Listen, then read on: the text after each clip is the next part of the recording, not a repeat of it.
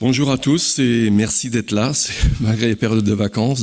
Mais le sujet en vaut la peine, dans la mesure où effectivement c'est un sujet, la stigmatisation des pathologies psychiques et des personnes qui en souffrent est vraiment un problème de société. On peut dire que les maladies psychiques sont des maladies sociétales.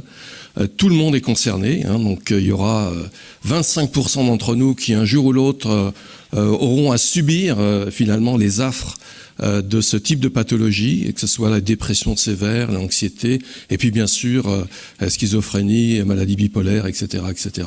Donc tout le monde est concerné. Et sur cette base-là, le comité scientifique, avec aussi le soutien et l'apport très significatif du conseil d'administration de l'UNAFAM, on construit un programme qui avait pour objectif et qui l'a maintenant, de donner la parole à un maximum de représentants de différents groupes sociétaux qui sont concernés par le problème de stigmatisation, donc les maladies, et comment effectivement ces maladies psychiques sont vues par la société, par chacun d'entre nous. Comme disait Jean-Paul Sartre, l'enfer c'est les autres, et c'est vrai que c'est vécu un petit peu comme ça par ceux qui souffrent. Donc il s'agit de rétablir les choses, de rétablir le contact et de montrer ce qu'est réellement la maladie psychique.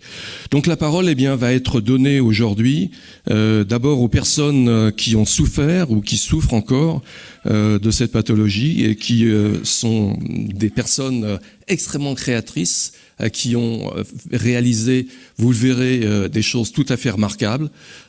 Donc ça veut dire qu'en dépit de la maladie psychique, on peut, par un rétablissement, réellement réaliser des choses extrêmement intéressantes dans la vie professionnelle, dans la vie tout court.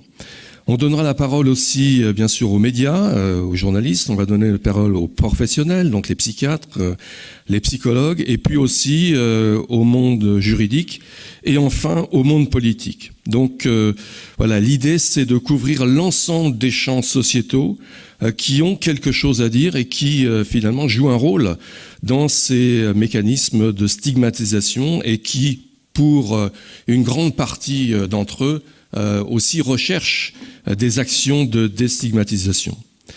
Donc avant de commencer réellement le programme, comme vous l'avez vu, est constitué d'une série de présentations sur 30 minutes. En réalité, je demanderai à chaque intervenant de parler pendant 20-25 minutes, de telle sorte qu'on ait un temps disponible pour des échanges avec la salle, donc les questions seront ouvertes.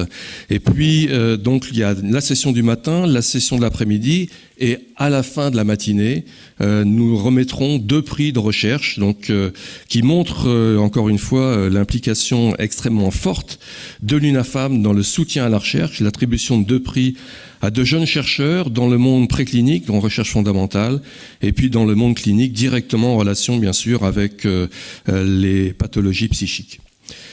Donc voilà le programme pour aujourd'hui, un programme assez dense, on ne va pas délayer plus que ça ma présentation. Et j'appelle tout de suite le professeur Jean-Yves Giordana, qui est réellement le référent, je dirais, en ce qui concerne les problèmes de stigmatisation, déstigmatisation.